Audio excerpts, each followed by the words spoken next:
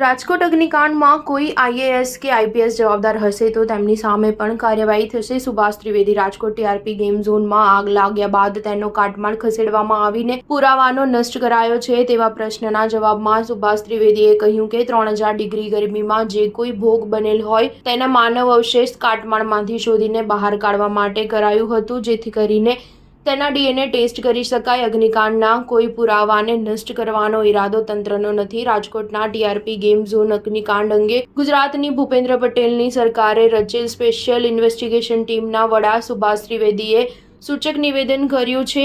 એસઆઈટીના વડા સુભાષ ત્રિવેદીએ કહ્યું કે ટીઆરપી ગેમ ઝોન અગ્નિકાંડમાં જવાબદાર હોય તેવા આઈએએસ કે પછી આઈપીએસને છોડવામાં નહીં આવે, તેમની સામે પણ કાયદેસરની કાર્યવાહી હાથ ધરાશે. તેમણે વધુમાં કહ્યું કે ટીઆરપી ગેમ ઝોન અગ્નિકાંડમાં PGVCL, Rajkot fire, Rajkot municipal corporation અને રાજકોટ પોલીસમાં તમામ સંબંધિત જવાબદાર અધિકારીઓ સામે કડક કાર્યવાહી કરવામાં આવશે. જો કે એસઆઈટી રિપોર્ટ પહેલા ગુજરાત સરકારે સસ્પેન્ડ કરેલા પોલીસ, મનપા અને અન્ય વિભાગના અધિકારીઓ સામે ગુનો નોંધાશે કે નહીં તેવા પ્રશ્નના ઉત્તરમાં સુભાષ ત્રિવેદીએ કહ્યું કે આ નીતિ વિષયક બાબત છે. અત્રે ઉલ્લેખનીય છે કે ગુજરાત સરકારે રાજકોટના અગ્નિકાંડની ઘટના ઘટવાની ગણતરીના કલાકોમાં જ સુભાષ ત્રિવેદીના અધ્યક્ષસ્થાને સ્પેશિયલ ઇન્વેસ્ટિગેશન ટીમની રચના કરી હતી. એસઆઈટીને તેમનો પ્રાથમિક અહેવાલ 72 કલાકમાં સુપરત કરવાનો પણ સરકારે આદેશ કર્યો હતો, જ્યારે વિગતવાર પૂર્ણ અહેવાલ 10 દિવસમાં રજૂ કરવાનો આદેશ કર્યો છે. સ્ટાર ન્યૂઝ 7 હંમેશા સચ્ચાઈની સાથે.